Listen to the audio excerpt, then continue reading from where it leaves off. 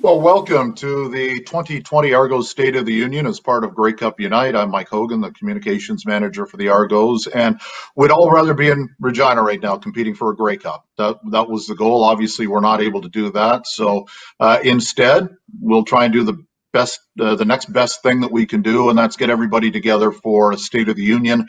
And we have really the three main players in the Argos organization joining us. So while I don't think anybody needs an introduction, let me do it anyway. We'll start out with the president of the Toronto Argonauts, Bill Manning, also of TFC, who's in mid-season or getting toward the end of the season right now. Bill, thanks for joining us. Thanks, Mike. Happy Also, to be here. the general manager of the Toronto Argonauts, again, needs no introduction, but Hall of Fame player, several Grey Cups, although he's greedy, he wants more. This time as the general manager of the team, Mike Clemons. Pinball, how are you? I'm doing well, thank you. And I want to do a big thanks to Bill as well. He's been a tremendous help and a tremendous asset for our organization. So big old hug right there. Give me that hug there, Pinball. There we go. And the head coach, who we have yet to see wear double blue on the sideline. We are anxiously awaiting to see that. But Ryan Dinwiddie, all settled up here in the west end of Toronto, in Oakville, I believe. Ryan, welcome to the State of the Union. Yeah, thanks for having me, Mike, and looking forward to 2021. Be as patient we can be, but we'll put out a good product next year. Absolutely. Obviously, we'd rather be competing for this, and we'll talk about the football ops side of things in a bit. But first of all, I want to ask you how you're all doing through this. For a lot of people, 2020 has been a disastrous season. Forget the CFL and the Argos, but just from a personal standpoint, Bill, I'll start with you. How are you coping through the last 8 or 9 months? Look, as best we can. I try to control what I can control, and on things we can't control, we hope for the best, and we try to make the right decisions both on a personal level and a professional level. Incredibly excited to hear Ryan is going to be a father ×2 here, so that's exciting. Just found that out a little bit ago. But it's been a challenging year, but I do believe that the best in people comes out in challenging times. And so I've really enjoyed, interacting with Pinball and a lot of people I got to know better, especially in the early months on the Argos staff. And, now the tough part is it's hurry up and wait time in the CFL, which can be frustrating. But I have such excitement because I'm really looking forward to seeing Ryan coach and to seeing Pinball's vision for this culture to come together. So I like to look forward, and but these last 7, 8, 9 months, been dealing with as best we can. But I like to look forward, and I think good things are in front of us for this franchise. Michael, I'll ask the same question of you now. How, not from a professional standpoint, but with you and Diane and the girls, how's everybody doing? I've actually tried to edit a little bit. We turned the C into an H, so we're not coping. We're hoping, right? We're hoping for a better tomorrow, and we've had the worst of it. We've have a couple of family members that we've lost both in Alabama and Florida doing this, and so that part of it has been a challenge, and family that we love and are passionate about that are no longer with us, and we're just trying to press on. Though the only way they live now is live through us, and so we're even trying to have a positive spin on that, and trying to have their spirit live through us. And so we are excited about the coming season, and young Ryan is a real treat. I know you're going to ask me a few more questions, so I won't go too far just yet. But Ryan has been an absolute treat in so many ways, and to know him is to love him. Okay, we know him, we love him, and congratulations on the baby news as well. Medley, how are you doing through all of this? Because this was supposed to be a really big year professionally for you. Yeah, but first, Pinball, I appreciate it. And, with a guy like you and Bill as my leaders and guys I, trust and believe in, it's been great working with you guys too. And I just want to really give thanks to MLSE for what they've done with our coaching staff through this whole pandemic. But moving forward with it, it's been tough. Got the nice part is I got to spend more time with my wife and my son, and do those things where I'm normally not around. So that's been pretty neat. Just he'll come down the basement when I'm working and walk down the stairs and interrupt me for a bit. But for the most part, I just been trying to work away and get a head start on next year. Do some studies as far as college football, and working with our staff to make sure our playbook's where it needs to be. We have all that stuff online, so we've just been trying to do our due diligence at home. And at the same time, it's kind of helped me. I've been a guy that I want everybody in the office 24/7 all the time, and it gave me a different light and view that you can do it from different cities with technology these days. Bill, there was a little bit of football news kind of leaked out late last week, but into this week as well. The logo of the Argonauts has been streamlined a little bit. Have one on the lapel at this stage, but maybe you can take us through why this was done, and personally, what do you think of the new logo? I think it's great. I think it's it's a nod to the past with the little, I guess, modern updates. I think it's a really good-looking logo. I think, the one thing about the Argos that never will go away is the great history of this franchise. And so to bring back the boat logo, I hope and think will be well received. I remember my first year as team president, I had, a number of people. One guy actually came in, knocked on the door in the suite of a game, was like, bring back the boat logo. And so we do hope it's well received, and I think it's an iconic, kind of remembrance of this franchise, and what is old is new. And so we're really excited about it. And at the end of the day, logos are meant to represent, and so we hope it represents the past and the future as it's moving forward. Mike, you've played with a lot of logos on the side of your helmet or the jersey or the golf shirt, depending on what your role with the team was. How do you like this new logo? Oh, you know what? The reason I love it so much is, we've had a lot of different logos, but when people talk about that logo seems to represent an era when we were at our best. And so the last many years, we've had a lot of conversations about remember the good old days. And the conversation that I want to have is these are the good old days. And so consistent with that, we have that logo in place that represents the good old days. And now let's turn this into the good old days. So, Ryan, you haven't even had the logo on, and the stuff you were given last year is already vintage. So that's good with the new logo. Are you a logo guy? Like, are you into the colors and all that, or is it just I just want to put on 2 shades of blue, put on the headset, and let's go get them? Oh, big time! I like to look fancy. I played at one point, and you always say you play good, you look good. Same thing on the sidelines. You want to look nice, and it's a classy look, and the players like little things like that. So it's going to be a fresh new start for those guys. I like the fact that there's, like we said, there's history behind it. A lot of our Americans coming in are going to be, rookies. And so now they can kind of understand the background of the city and what we've done. And also it's a fresh start for us. It's time for us to start new and build our own tradition. I always talk about legacy. So I think this new boat builds, along with our legacy, what we're trying to develop here. Bill, this was a horrible year for football fans in this country, having the season taken away. And, this is nothing you could train for, whether it be an MLS into your background or the NFL. So there were obviously challenges to leading an organization through this when the end zone kept moving further and further away. How did you deal with that this year? And maybe just a lesson or two that you've been able to learn along the way about managing through this kind of disaster.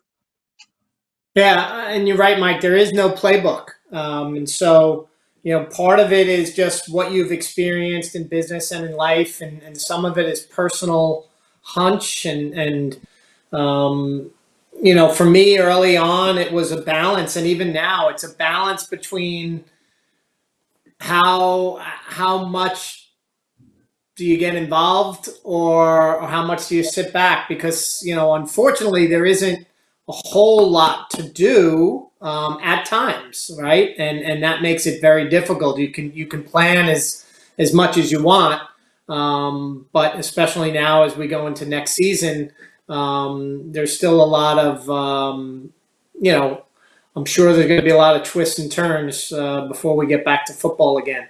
So it's been challenging, but also an opportunity to connect with some of the Argos staff and coaches, albeit via Zoom, but just more on a personal level, me to get to know these guys, especially in the early months. And then, I kind of just let it run. And I'm amazed at how much these guys continue to get together, from the coaching staff and the football staff, going through all these mock scenarios and planning the one thing that I sleep well at night is, if any club is going to be prepared when we hit the football field next year, it's going to be the Argos.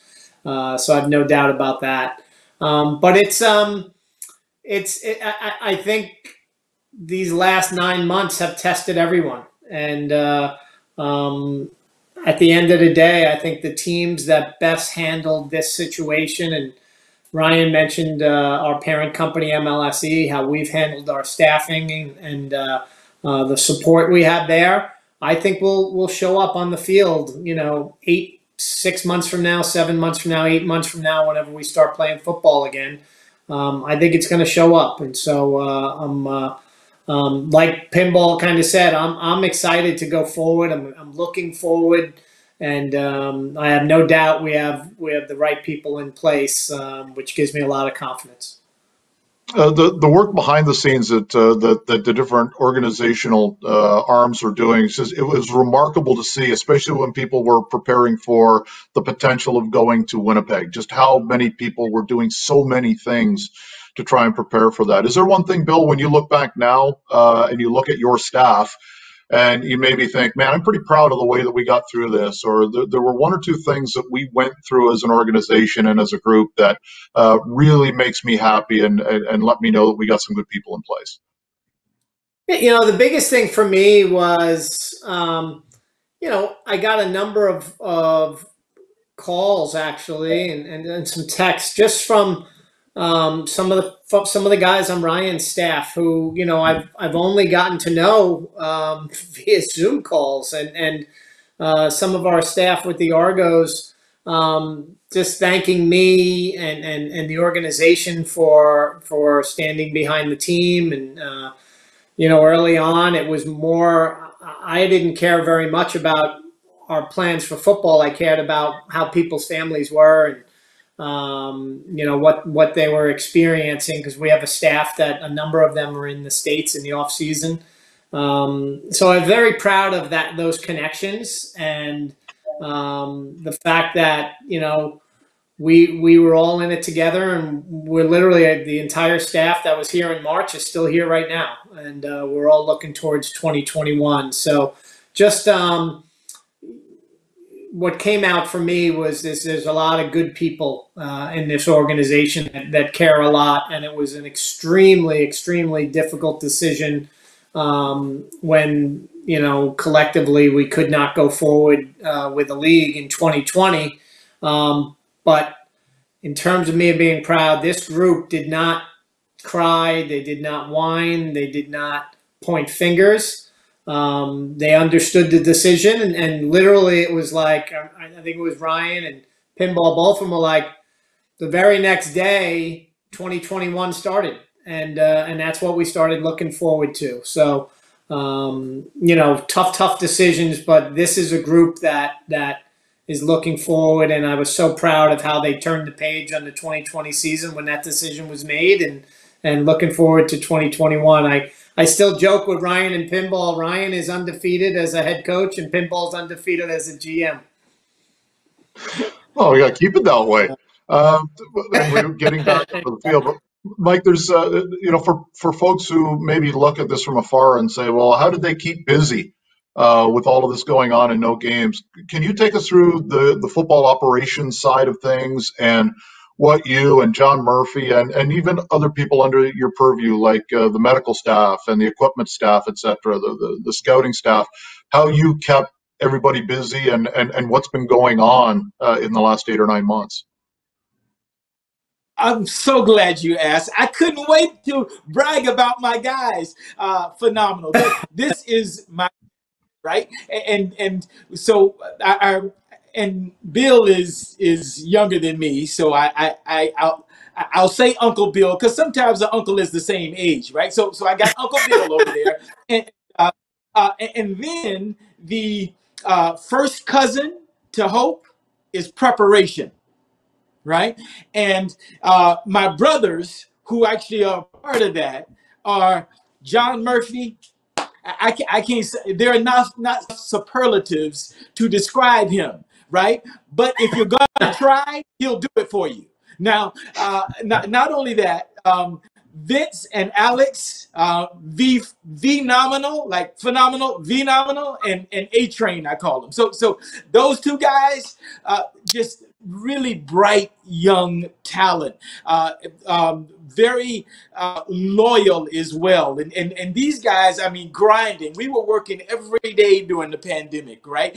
Preparing for what was to be. So it didn't happen, but that just prepared us a little bit more. That got us ahead for where we are now. And we are still meeting on a consistency. And so we will have another meeting on tomorrow morning, getting at it, going through our rosters, going through every other team's roster, going through the draft and eligible draftees from a year ago, which gave us a really robust draft last year. And now we're doing the same theme cycle again for this year. We're looking at what's happening in scouting down south virtually for now. Hopefully we will to be a little bit more proactive as time moves on. But it has been an electric time. And we've also had the opportunity to meet with our ops group. Our total ops group meets on a consistent basis.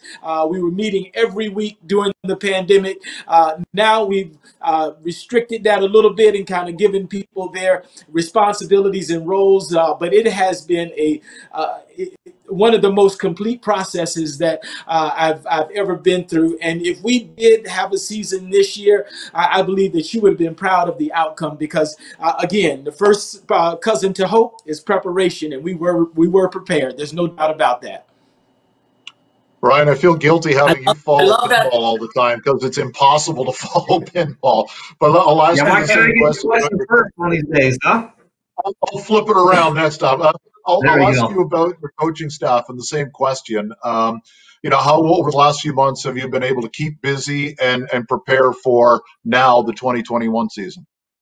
Yeah, we've been going the whole time. And once the season got canceled, I gave our guys about 2 weeks off and said, hey, get with your family, lick your wounds a little bit, but we got to get back to work. So for the most part, we've been going. I don't do it every day with those guys. We're usually Monday, Wednesday, Friday. We'll mix in the Tuesday, Thursday, and go over some things. But I'm excited about our staff. Those guys have been loyal, and we've had scheduled meetings all off season. They've been willing to do it and dialed in and all about it. And then there's times where I'm down in the basement, I'm drawing up some stuff, and I'll be like, hey, I'll hit up Jarius and Marcus or Mac, and hey, what do you think about this or anybody else? And hey, let's meet tomorrow. Let's talk about it. Those guys are always open. Their schedule's always open. So they treat it just like they're here working, and I'm very happy with those guys.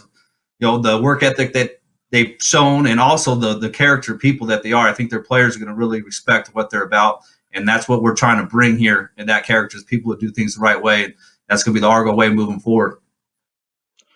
Pinball, you know this fan base better than basically anybody. And at our last football ops meeting, it was pointed out to us that in terms of our fan base reinvesting their money, their season ticket money in the Argos and not asking for the refund, the Argos at the top of the list. We've had the fewest number of people ask for their money back, the fewest percentage. Like our fan base is as loyal as anyone. And it, from an organizational standpoint, it's been phenomenal. Does that surprise you at all when you hear about that kind of loyalty from the Argo fans? I have been saying it forever, and I'm glad that everybody else is caught up with the news now. And we just said there that they are as loyal. That's incorrect. they are more loyal than any fan base in the league. And I've said it for years. They may not be the biggest group, right? But that's going to happen as well, I believe, at some point here. We are going to gain some momentum in that direction. But without question, the loyalty of our fans, even when the subset of MLSE properties, there's a great degree of loyalty in our fans, and we could be more happy for the commitment that they make to us, and I want to engage with them more. So we're going to look into opportunities to see how we can even get more connected with them, and we're not going to wait for the season. We're going to try to do that during this off season. So stay tuned, because listen. You give us energy, you give us inspiration, you give us support. You are everything. And so we're going to try to see if we can't get more connected to you. So make sure you look out for that. Okay, Coach, I'm going to bail you out. I'm not going to have you follow Mike. I'm going to have Bill follow Mike this time around. And I'll ask you about Mike and Ryan, and John Murphy will throw that in there as well. Because Bill, you've been with organizations that have won, TFC, Salt Lake City before that. So you know what it takes from a managerial standpoint to win a championship. Last fall, you brought in Mike and Murph, and then subsequently brought in Ryan. What is it about, I'll throw John into this as well, what is it about this trio that you think can deliver, Grey Cup championships down the road for this city? Well, like Pinball said, Murph is indescribable. And so we'll leave it at that. That is our inside joke. But, John is a guy who is literally a walking encyclopedia when it comes to player personnel in the CFL and football in the United States. And he can talk all day long, but man, that guy, he knows players, and he's a deal maker, and, he is in the weeds when it comes to the player personnel start, and I think that is a great asset of ours to have him in that role. Pinball, I still remember, and he'll remember too, when I went out, I asked him to join me for a cup of coffee. I think maybe I had a beer, or he had a cup of coffee, and I asked him how come he hadn't really truly been involved with the Argos in a football operations capacity since he retired from coaching, and he laughingly said no one had asked him. And then I asked him, and he said no. And so it took some convincing, but I had no doubt that the more I was introduced to pinball through a mutual friend, Counselor Grimes, and just the more I was around him and got to know him, he has such great energy, but he's an extremely knowledgeable football guy. And then to have this leadership, the great leadership qualities that he has, and the type culture he wants to build, combined with his knowledge of football, not only playing on the field, but also as a coach, which is, I think, going to be incredibly important as a mentor to Ryan. And just his general knowledge of the CFL, I was like, if we are ever going to go to where I want to go, which is be a championship caliber team, you need a championship caliber leader like Pinball. And then, Ryan, I did not know much about. He really was Pinball and John's recommendation. He did have the approval and the recommendation, from Calgary, and John Huffnagel, who, as I've gotten to know him over these last couple of years, is as well respected as any football guy I've ever come across. And now that I've gotten to know Ryan a bit better, and just, Pinball, really working with him, he's a workhorse and is dedicated to this team. He moved here with his wife and his boy, and he now has a growing family. And football is what he's all about. Pinball jokes when he asked Ryan, what are your interests? And Ryan said football. And he said, no, I mean outside of football. He said, well, no, it's football. And so he is a football guy through and through, and he's a class act, high character. and that's what, I like to surround myself with people that are competitive, but people that are good people too. And so I'm incredibly excited about this because the one thing we all agree on is we have to improve with the Argos on the field. It has not been good enough the last few years, and when we did make this change, it wasn't about short term. This was about, let's build a winning franchise for perpetuity, and how can we do that? And I remember Pinball describing Ryan is the next big thing. Let's make sure, he wasn't a head coach yet, right? He didn't have that experience, but the thing was, he is going to be a head coach. Let's get him now.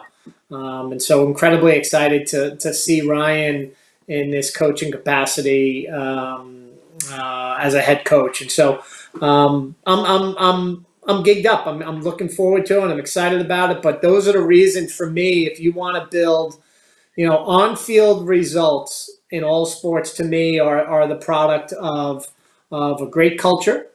You need great talent, both on and off the field. And you have to make smart decisions. And so I think the talent part in the front office is there. I think the culture that Pinball's been building is now emerging. And I think we've made some smart decisions, and I trust that John and Pinball and Ryan are going to make really good decisions on the football side. So, and then I think the on-field results will come. Ryan, let me ask you about sort of this waiting period for you, and you kind of talked about what you were doing, but this is a new challenge for any coach having to go through this prolonged period. How are you keeping it fresh for your coaching staff? I mean, there's only so much video you can watch because it's not even new video; it's the same game film from last year. Yeah, we've been kind of careful about how much film we watch. I don't want to burn guys out at this stage.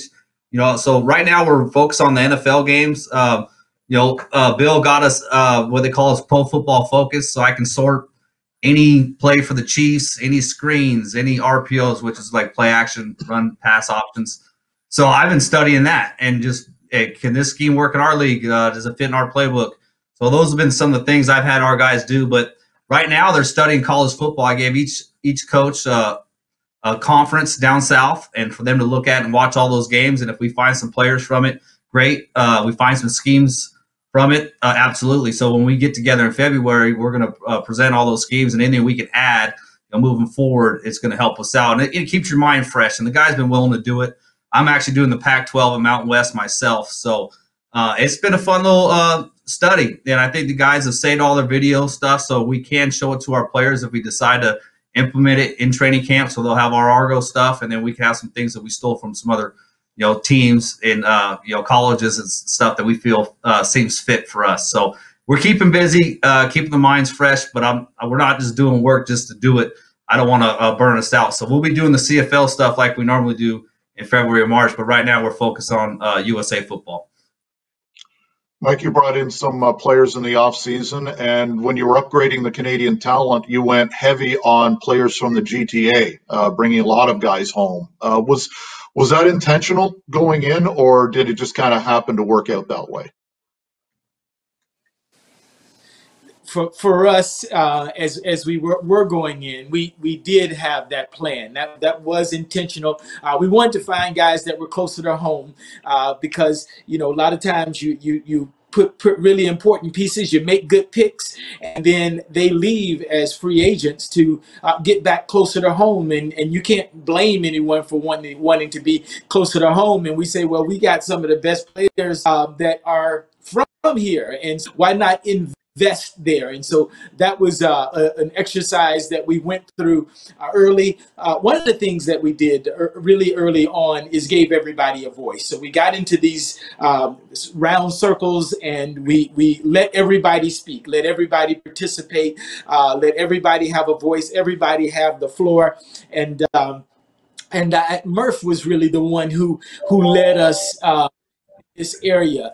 So John Murphy, as we affectionately call Murph, and he was the one I think was the leadership in that area. We had kind of talked about it in a couple of different ways, but Murph, I think, was the one who really sold it and really brought us in that direction. And so we You know, I say all the time, if you're the smartest guy in the room, it's your own fault, right? And sometimes we'll make a thing like that and we'll say it, but we don't allow all those voices to speak. And so we try to make sure in our room that everybody has a voice and has that opportunity. And John Murphy was the author of that one, and we're just we're real excited at what is to come, if you will. I do want to say, if I could, though, Ryan in particular has been this super special surprise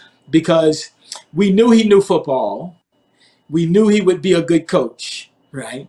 We knew he'd make good decisions on the field, all of those kinds of things.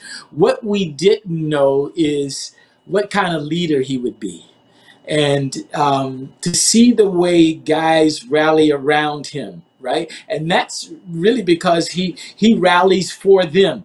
His passion when he was talking about some of the guys that that are on the staff now and why he would want them. And so as he petitioned for them and talked so passionately about them and what he thought that they could bring to the team. And then he has all these ideas around bringing guys together, you know, going to the cottage and going fishing and having these different trips, all these ideas around them as people, bringing them together. And then he, as it relates to football, you know, he's 9 days a week. So just love the game and so passionate about it. And it comes through so sincerely to his guys. And there's an energy that those guys have in the room. And he picked guys, I think, that mirror his passion for the game. They are different in who they are and the way they present.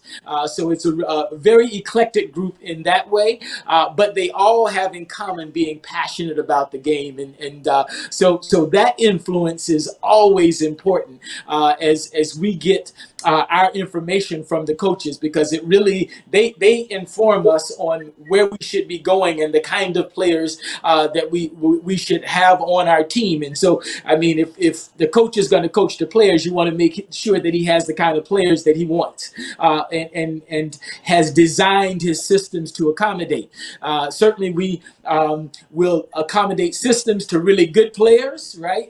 But you do have to have a concept, an idea of what you're trying to do. And there's a degree of clarity that I haven't seen in that area, even when I was a coach, that I have to admit in this group. And that we're really proud to say, but we'll be more proud for you to see. Let me follow up on that, Mike, because as Bill alluded to, the last couple of years on the field, the record hasn't been acceptable. And there was a major addition of players, Americans, Canadians, in the offseason. You haven't got a chance to see a lot of these American newcomers on the field, but there's always that temptation to add more players. And, you know, there are some very intriguing names on the negotiation list right now. There's a hiring freeze right now in terms of players, but when you're allowed to bring in more players, Mike, do you expect to be active, or is there more of a temptation to see, okay, we've already upgraded, let's see what we have before we bring in even more? Well enough is never enough in this game. So you always have to challenge yourself to try to get better. That's what we're consistently endeavoring to do. It's a never-ending process, and much of that will be communicated by Ryan and his team. We already have thought on how we might be able to improve our roster, so when the time comes, we're not there. Right. You know, with the successful offseason last year, we feel like we are not there. And so, no, we are very active, if in mind only, and hopefully a roster eventually. Very nice. I want to go once around the horn on this one, because when it was announced we were doing this, we got a lot of requests from fans for one specific type of question. So I'm gonna bring this sort of and encompass it in one giant question for everybody, and it's about needs and filling holes and plugging some of the deficiencies that the organization has had over the last few years. Bill, what's the biggest need right now in your department, or a hole that you'd like to see plugged up at this stage moving forward, so we can continue to improve as an organization? It's an excellent question. I feel that we are a very lean and mean, kind of an efficient group right now. I think we have quality people in the front office and on Ryan's coaching staff.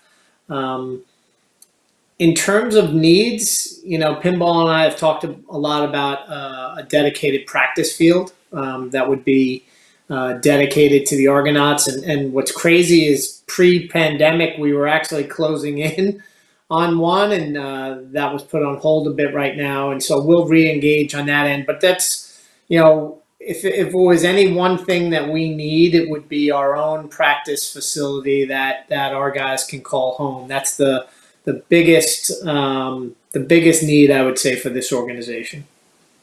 Well, it makes Ryan happy, obviously. Coach, what else do you have in terms of something on your want list? Oh, that's one of the things that I would really appreciate. It'd be nice to have our facility that we can call our own and not have to travel too far. But I don't mind our situation right now as it is. Where we're at in Toronto, the facility's great right here on the water.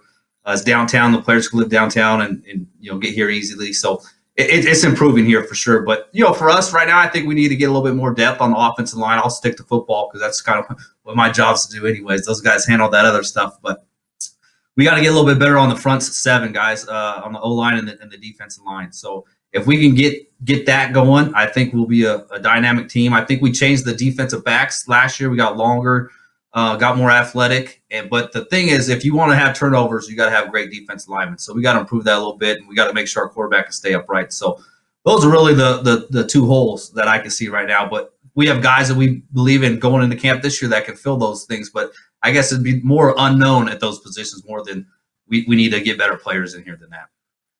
Oh, I love you hear you talk football. That's awesome. Michael, how about you? What's on your wish list? My wish list is around our fans. I want us to be closer, to have a more intimate relationship with our fans in terms of using the different mediums we have to engage them more, so that they get a chance to know who our players are. So when you see that jersey number, it represents more than, I see it's 60, so it must be an offensive lineman, or I see it's 20, so it's a running back, or maybe a defensive back.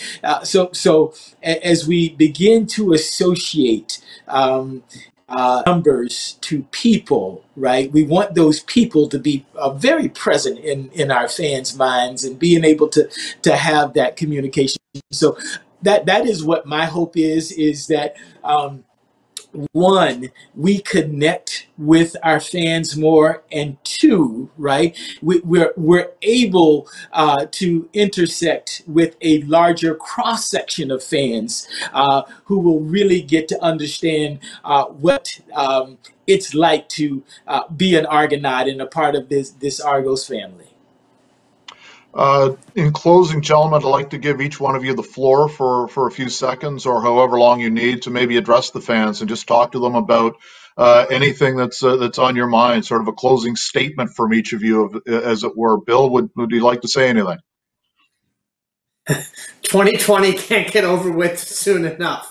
We're looking forward to 2021, and I just can't wait to see Ryan on the sidelines, and this team playing football games again. I've become a big fan the last 2 years, and if I could just sit back and enjoy this game while Ryan and Pinball are doing their stuff to help us win, I will not be. It will not be. I could not have better moments than that, because if I can have my soccer team and the football team both winning, you're gonna have a happy Bill Manning, and our fans. Obviously, that's what they want. Coach, how about you? What do you have for us? Yeah, just like you guys mentioned earlier, how loyal to our season ticket holders, what they did by as far as rolling their tickets over, not ask for a refund. that goes a long ways. And we know we have a good, loyal fan base, but we got to build on that. So, that starts with us. We got to put a better product on the field. We got to make them want to come watch exciting football. I think if we do that part, you build it, they will come. Kind of field of dreams, the analogy there. But I think they're there, and I think if you guys could just kind of grab your neighbors and tell them how excited you are and how enthusiastic you are as an Argos fan, if we get some more people in here.